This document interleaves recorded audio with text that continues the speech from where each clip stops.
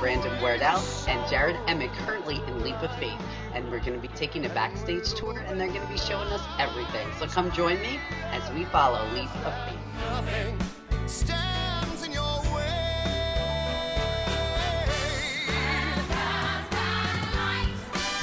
Listen close. Hi, I'm Brandon Wardell, I'm Jared Emick, and we're with Leap of Faith. and we're here with Neal B. Yeah. First of all, if you guys could just tell us just a little brief bio on all your fantastic careers so far. I started out touring with Les Mis back in 1990. I moved up to Saigon, moved up to Damn Yankees, Rocky Horror, Ring of Fire, Boy from Oz. I did Full Monty over in the West End, and gosh, yeah. And now hopefully we'll bring Leap of Faith. I started out in James Joyce's The Dead, my Broadway debut with Christopher Walken. It was really fun. Thoroughly Modern Millie was the first time I worked with Rob Ashford, who obviously is our director and choreographer here. Ended up with Assassins. It was a great experience, good vibrations. And now here, working on Leap of Faith and hopefully working on this at the next level, whatever that may be. Now, first of all, congratulations to you guys. You just had your opening night, and it must have been so thrilling. So what is it like for those people that haven't experienced that, of just getting on the stage of an opening night and looking out and just seeing a tremendous audience of fans, celebrities that have just come to kind of just cheer you guys on? Like, you have to, like, I keep, every opening night, it's like, you just try to, like, keep it calm.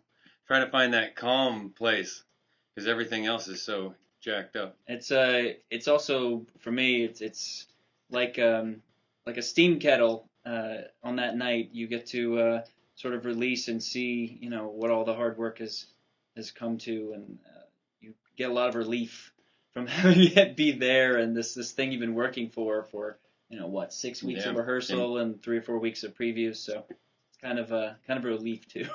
For people that are not familiar with the show Leap of Faith, if you could just give a brief synopsis of what it's about and tell our audience, really why it's so great and why it's so relevant right now. It's loosely based on a 92 movie, starred Steve Martin, Deborah Winger.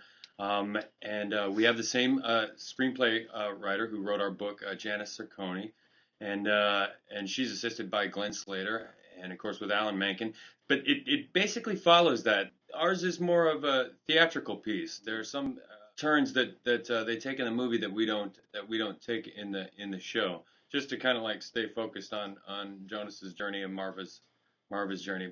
Yeah. It's really, there's something in there that's really like, it touches on a really like deep level. It's not really about religion, and it's not even really about faith, really, either. I think it's like about like love. At the heart of this, I think they, in a roundabout way, the show is about this man who comes to town with his group of people who are traveling the country looking for the next victim, as it were, in their sort of con. And we happen upon, I'm a member of this choir. My character Amos is one of Jonas's henchmen, as it were. And we come to town, a very small town. We end up breaking down, and we end up running into this guy right here, who Will Braverman is the Town sheriff. Well, he's the sheriff, but he's also represents, I think, a more conservative view, a more home sort of, for me, looking at what he represents. He's very conservative. He's very. What do you say about? It's practical. You don't make deals. I don't make deals. You don't haggle. I don't haggle, and I don't make deals. He's a very straightforward kind of guy who says what he means and means what he says. And I think it's a great foil for Jonas. I'm one of the obstacles for Jonas. A huge obstacle. They come to town and hoping to make some money, and what they end up making is a love story. So in the end, who knows what happens? I hope you come see the show and you find out exactly what happens at the end. Doing a show based on a movie, does it make it easier or harder to garner fans? I think it's nice for audiences that at least that there's some familiarity. I think that's really important, especially like now in shows, and it's like kind of what we're focusing on almost in our like opening number. It's like, because that has to like tell, you almost kind of have to inform people what they're about to see. I think it's important that we have a film that people know, that people have seen, and they're going, oh, I know this like story, so it'll like kind of come back to them, kind of in a new way.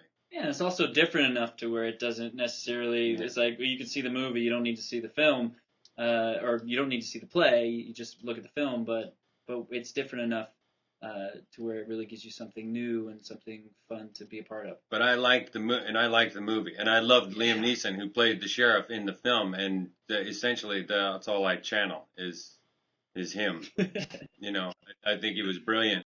How is being in a new show different than going into a national tour that's already had maybe 10 different cast replacements before you, starting with doing something that's really just so innovative and just starting from scratch and kind of building on workshops and doing, this and hopefully leading up to Broadway? It's a very different process. I mean, we have the opportunity to see the nuts and bolts of how theater is made. I mean, I myself have been involved with a couple of different workshops of the show, and I know that it's changed tremendously even from then to when we started the first day of rehearsal here. We've come quite a long way. The story, in a very basic way, the show was really, really long when we started because there's a lot of material, there are a lot of things, and part of what that is managing how we tell the story, streamlining. Rob has really talked about streamlining and making sure that we're telling the story in a focused way. Jared hit on that as far as how Jonas's journey ends up in this show. It's being very focused. We're focusing in on that. And frankly, for me, it's a lot more exciting because you're part of something that's never been before, and you're not compared to anyone else. They're not saying, oh, you didn't do it like, whoever. Brian Stokes Mitchell did this, and you're doing this now, and it's very different. So it's fun, it's challenging. This musical has a lot to do with hope, and again, as you said, love, and where it really takes you. And the title kind of says it all with Leap of Faith. And when the audience leaves, and they've been reacting so positively, can you share any of the themes, the central themes that really have come into play in the piece, and also if you have any stories about the reaction, the audience reaction? My through line is that I give like forgiveness. Well, to me, I give Jonas, what Sheriff Will gives Jonas is like once Jonas repents and says, that I'm sorry and does the right thing, then I give him like immediate and sincere forgiveness. And I think on a not on a religious level, but I think if you are brought up very in a religious background, like I think that touches you, like the goodness of people, like even if you slap them, it's like that turn the other cheek mentality, and that even if you ask for forgiveness, you will be, and if you show you want forgiveness, you'll be given it to it immediately, immediately and sincerely. Yeah. I think the audience enjoys the journey that our characters go through in the show, particularly for that reason of actually, as corny as it may sound, taking that leap of faith. Our characters within the show are continuously asked to take leaps of faith and trust that our lives are going to end up in the right place. We're trusting Jonas's guidance. We're trusting Ricky's guidance. We're trusting Will Braverman's guidance. So we're going through and really having to listen to these people that we have to trust. And I think that transcends into religion and God and all these things within the context of the show. But on a practical level, the characters in the show are also being asked to trust Will Braverman and his drill to get them water to save their town. So it's very real in that way. Can you just tell us a little bit for those people that might not be familiar with the creative team and really the people involved making this so great? Donald Holden is the lighting designer. Robin Wagner is the set designer.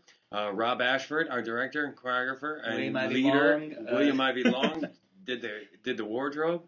You can't get much better than that.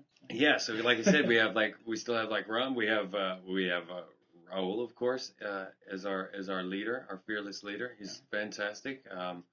Our producers are amazing. The Frankel whole, Green, the group is amazing. The Center Theater group has been so helpful in Yeah, this this process. was a first for and- me and too, doing wonderful. theater in Los Angeles. Too. Yeah.